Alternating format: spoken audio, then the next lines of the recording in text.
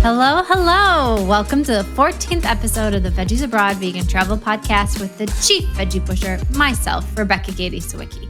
Some of you may already be familiar with Veggies Abroad, but for those of you who aren't, we're a full-service vegan travel company that offers custom planning services, small group trips, a helpful blog chock full of just about everything a vegan or veg-curious traveler could possibly need to plan an adventure, and this podcast. With this podcast, I hope to bring you guys the inside scoop of what vegan-friendly, and eco-friendly businesses are doing in the wide world of travel. Plus, I'll give you the full download of what's going on behind the scenes at Veggies Abroad. Since our last episode, I've returned from sunny Greece and am now home in sunny Detroit. Although I am currently wearing a sweatshirt, it is really nice, actually. Our weather has been really great. Maybe better than it normally is this early. I feel like I should knock on something after saying that, but it's lovely. Anyway, truth be told, I am more than happy to be back and also have consistent clean clothes, Wi-Fi, and a routine. While I do enjoy traveling and think it's something everyone should do as much as possible, traveling as much as I do has given me a whole new appreciation for home. I am always glad to come back. Plus, I've said this before, but working on the road sucks. Like, sucks with capital letters. It's not amazing meetings by the beach with your hair flowing in the wind, like some kind of Vidal Sassoon commercial. It's more like inconsistent Wi-Fi connections, late nights, unbearable neck pain because you're trying to make an end table into a desk, and so much more. Spoiler alert, an end table will never be a desk, and I really actually mean just me, should stop trying to make it work. While I was gone, I was fielding questions from Instagram and newsletter followers about general travel topics like safety, packing, traveling solo, or with non-vegans. And I want to let you know that I'm going to use these topics as the focus for our next subscribers travel only webinar. In case you're not familiar, I host these webinars, or as I like to call them, chats. It just sounds more fun that way, about every other month. So far, we've covered things like vegan-friendly destinations to visit, travel apps and tips. And if I ever have any special discounts or deals on things, I always share them with the group. It's also a great opportunity to ask any burning questions that you have on your mind. Instead of searching Google for an hour, why not come and ask? That's so much easier. It's so much better, right? Also, on our last chat, one subscriber was traveling to Austin, Texas, and it just so happened that another subscriber who lives there was also on the call. What a great way to get advice, right? It was serendipitous, I swear. If you're interested in learning more about these or joining our next one, make sure you join the Veggies Abroad newsletter. I only host these for subscribers. It's not open to the general public. And the link to join it is in the show notes. In addition to those topics, another emerged, feeling like you have to compromise your ethics when you're traveling. When I was at the Planet Expo in Toronto, many people were really drawn to our small group trips because of that reason. And I have also noticed a theme emerging with clients that I've been working with one-on-one. Many will say, if I have to flex to vegetarian, that's all right. I understand that food can be challenging. Sometimes I want to tell them, hey, you haven't even left yet. Let's not throw in the towel quite yet, right? I'm not sending you to Siberia, for heaven's sakes, and I'm not going to put you in a situation where you feel like the only option is cheese or air. While I was gone and also facing occasional lackluster food options, I thought about this. And so I put together a little plan to hopefully prevent anyone from feeling this way in the future. Now, ideally, you will consider all of these tips prior to booking your ticket and hopping on an airplane. But if you're stuck and there's no way to make a change, there are also things to do to alleviate your pain that I think you'll find helpful. So let's dive into it.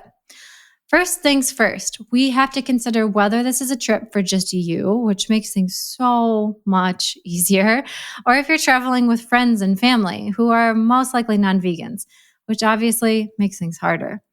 Now, if you get to travel with vegans, lucky you, and you can skip right over this entire podcast episode, and then you can send us photos of your wonderful time and all the things that you're eating and rub it all in. Kidding, not kidding. I received a sad message from a girl who shared that her boyfriend will never, yes, never, maybe with capital letters, go to a vegan restaurant with her. My first reaction, honestly, it was to dump him. I deleted that. I backtracked out of it. And then my second reaction was, don't travel with him. I mean, seriously, I am not joking. Do not travel with him. When you consider your traveling companions, you all need to be on the same wavelength or willing to adjust or be flexible to others. This isn't a, it's my way or the highway kind of thing. Because if you don't really consider who you're traveling with, it could spell disaster. Like this poor girl. Sounds like a terrible situation to be in. For example, in addition to that, if all your friend wants to do is party and stay out late, but you want to get up early and check out the sights and spend the whole day exploring, there's a good chance that two of you aren't going to be very happy with each other by the end of the trip. And who wants that? For some people, I know this can be really, really challenging. You feel terrible not doing the things that your friend wants to do or telling your family no. But I am here to tell you to stop right this second. Stop feeling bad. You are spending your hard-earned money and you deserve to have a good experience. Do not shortchange yourself. This trip is for you as well. Don't ever forget that, please. When the trip planning conversation starts with your friends or family, you need to take the initiative and have everyone sit down to discuss expectations and what everyone really wants to do. During this chat, you must, in capital letters, talk about food and see if people are willing to go to a vegan or vegetarian restaurant with you. If they say no, are you comfortable going solo? Or if some are willing, but some aren't willing, then as a group, talk about doing things on some days together, and then maybe some days take solo adventures. I talk to people all the time who feel bad if they break away from the group. Once again, I think I probably should repeat this a million times. Stop feeling bad. This is your trip too, and it's important that you enjoy it. Otherwise, what's the point? And a little side note to the solo thing, I know that can make sometimes people uncomfortable, like, oh yeah, dining alone, that has to be the worst thing ever. The first time I had to do it, I kind of felt a little awkward, but after the first time, you're like, it's fine. Nobody cares that you're eating alone. If you really don't like the fact that you don't have something to occupy your time or another human to stare at, bring a book with you, bring a crossword with you, bring something to take your attention off the fact that you're alone. Being solo is honestly, it's not the end of the world. And sometimes it can be really a lot better because you get to decide what you want to do, when and where you go and what you eat. So please don't let that hold you back. Now, I'm keeping on the same page here. Now, if nobody in your group was willing to compromise or is willing to, do some of the same things and you all want different things, then you need to reconsider this trip. I talk to people all the time that think, oh, we'll just figure it out. It'll be fine. Do not try and forge ahead and think that because 9.9 times out of 10, you will not get it together. And it can spell major disappointment to the entire trip. Someone's going to end up ticked or everybody is going to end up ticked. And that is not a great way to have a vacation. It's okay if your best friends aren't your best traveling companions or you love your family, but they're not great to travel with. It's okay to come to that realization and say, you know what? I'll see you when we're home, but when I go to Paris, I'm going to Paris or I'm going to Paris with somebody who appreciates the same things I do. And I think most people should be pretty understanding of that. If they're not, sorry, but not sorry. Once again, these conversations are why so many people do choose to travel solo or take small group trips with a prearranged agenda. And there's nothing wrong with either of those options. Please don't be uncomfortable thinking about what is best for you. Obviously, you see a theme here with thinking about yourself. I hope you really do take that to heart. Otherwise, that cheese versus air dilemma that I mentioned in the beginning could be real. Hey there, fantastic listeners. Let's hit pause on this episode for a thrilling announcement, a golden ticket to Globetrot with Veggies Abroad. Veggies Abroad isn't just your go-to for vegan guides and trip planning tips. It's your passport to extraordinary small group journeys, carefully crafted by the ultimate veggie pusher and your favorite podcast host, me, Rebecca Gady Sawicki. I've spent countless hours researching the best vegan hotels, food, and experiences, and now I'm bringing those experiences directly to you. Join me and my newfound veggie pals on escapades to exciting and exotic destinations around the world. Whether it's trekking through the Thai jungle to witness elephants in their natural habitat, or staying at a carbon-neutral camp in Kenya during the Great Migration, our adventures are nothing short of spectacular. And guess what? Those aren't the only exciting trips awaiting you. So what are you waiting for? Cruise on over to veggiesabroad.com pronto. Well, how about after this episode is over to explore our dazzling lineup of 2024 trips and secure your spot on your next vegan adventure today.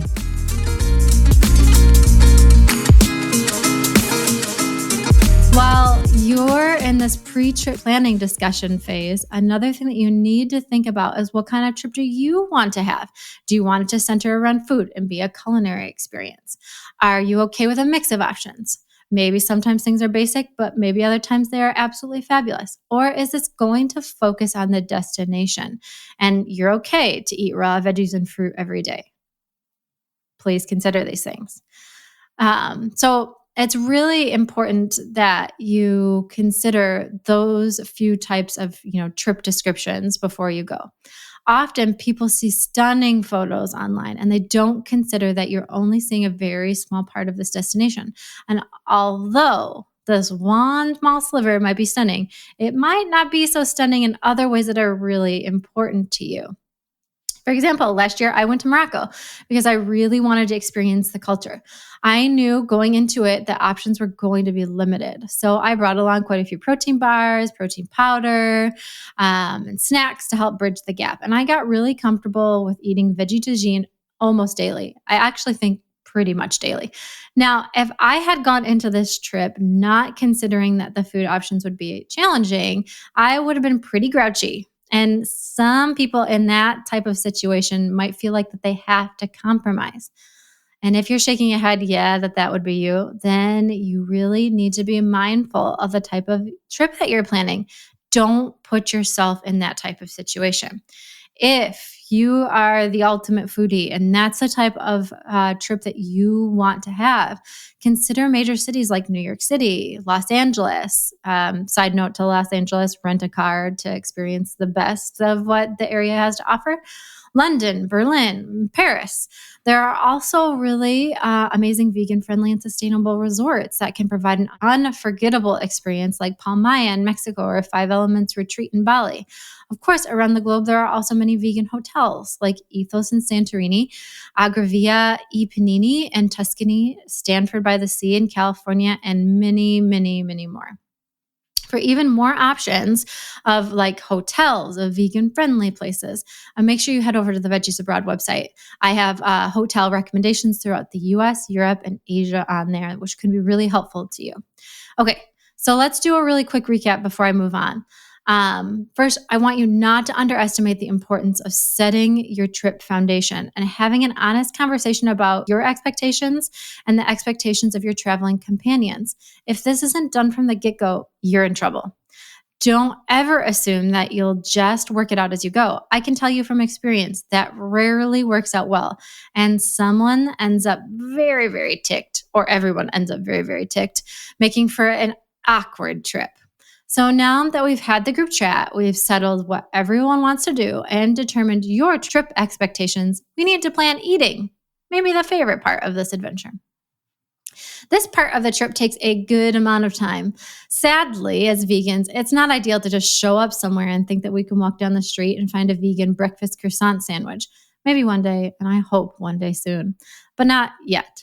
When it comes to finding food, most people think, well, I'll just find vegan spots and sort them out once I get there. I'd advise not doing that, as this can often land people in the hungry zone.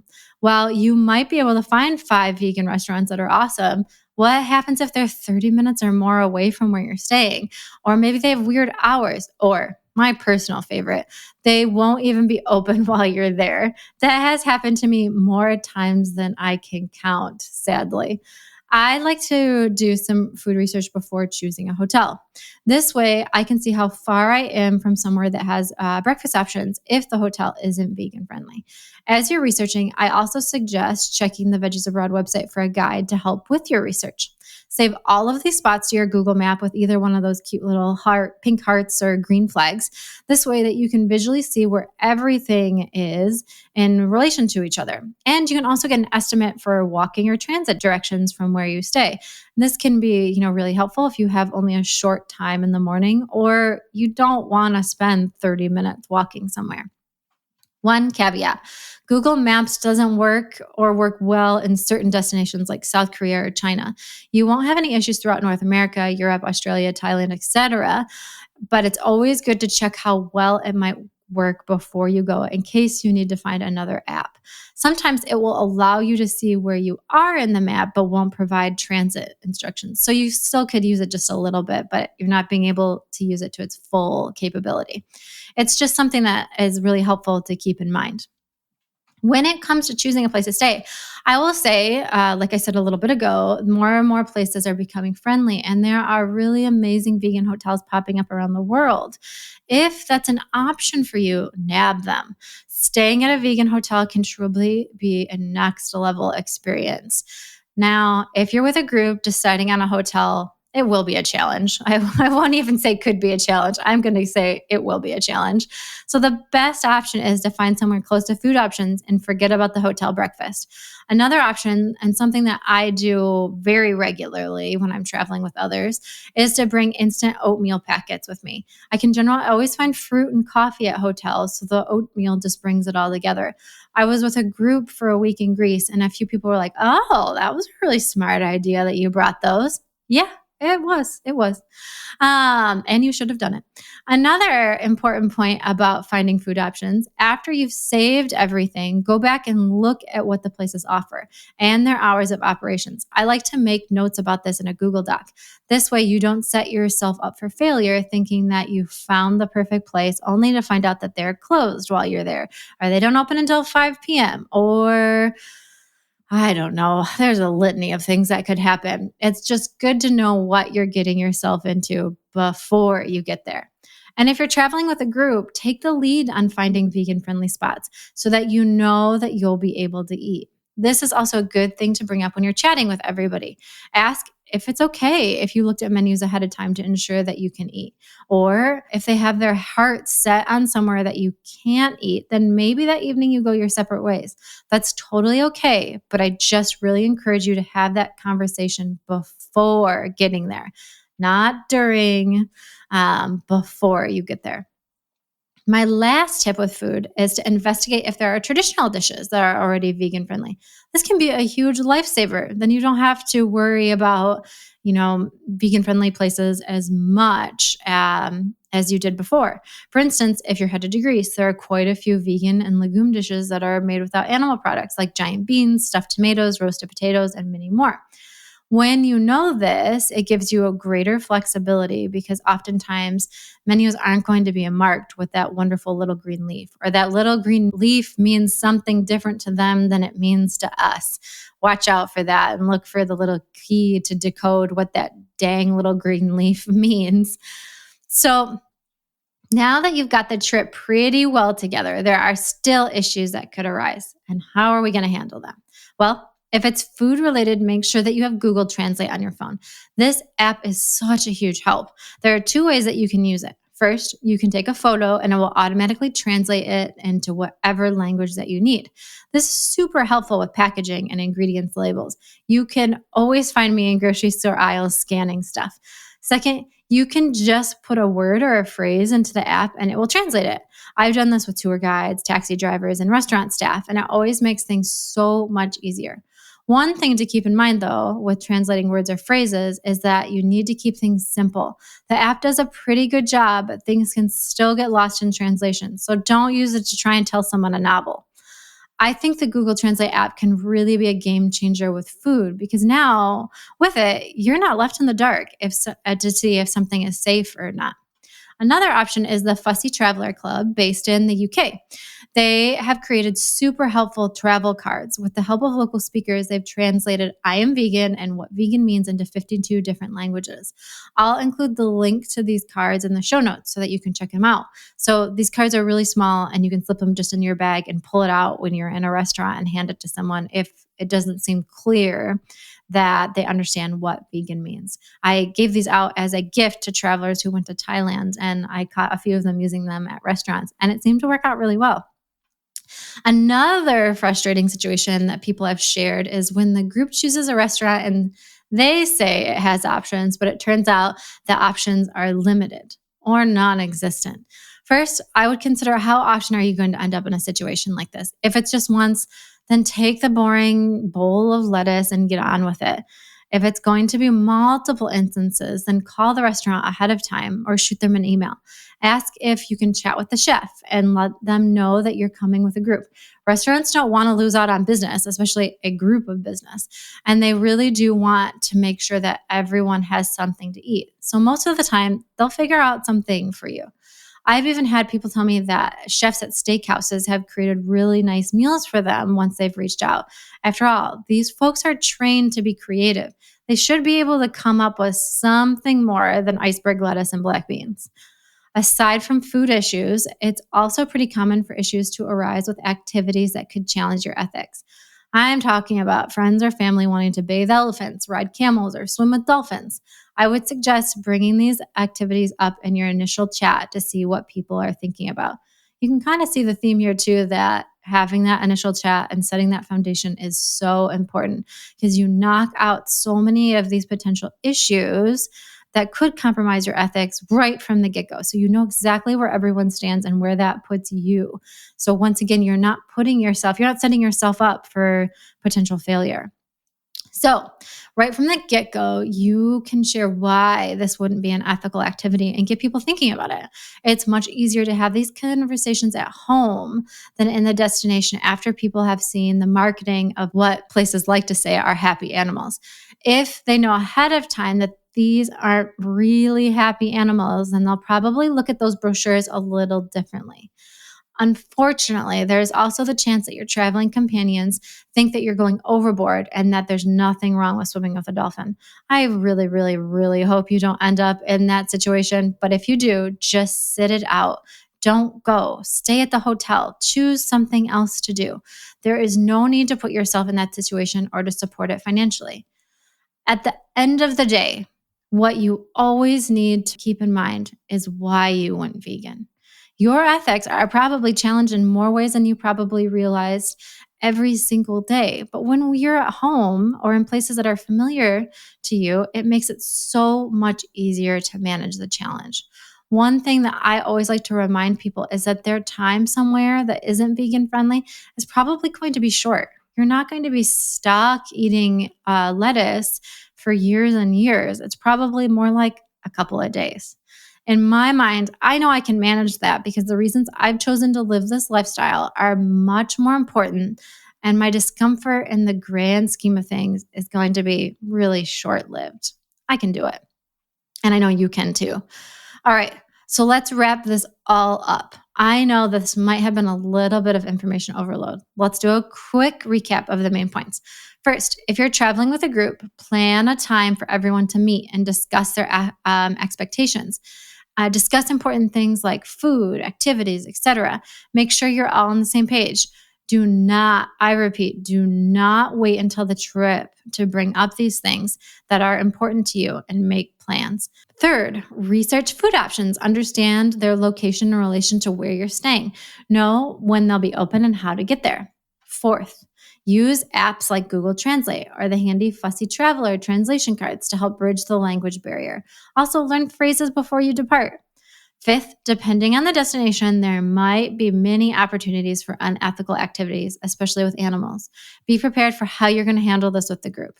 Lastly, always remember why you went vegan. Why is this important to you? Although it sucks to be stuck with a salad, it's truly not the end of the world. Always remember to bring snacks with you and look for local grocery stores and markets. And once you have that Google Translate app, you're going to be unstoppable. I really hope that you enjoyed this episode and found it helpful. If you were concerned about having to compromise, I really do hope that this gave you good tips for overcoming those potential issues. If there are other things that you've personally encountered and have not been able to get around, please let me know. I'll see if I can offer any guidance. If you have enjoyed this episode, why not leave a review? Those little stars might not seem like a big deal, but they're super helpful and they tell the podcast overlords what people really want to hear. It takes less than 10 seconds and can make a real difference in reaching more people with the veggie gospel. For other trip planning help, to learn about upcoming small group vegan tours and more, be sure to visit veggiesabroad.com. Oh, and don't forget about joining our newsletter so you don't miss a beat for upcoming subscriber chats, new content, and so much more. Well, that's all I've got for now. Until next time.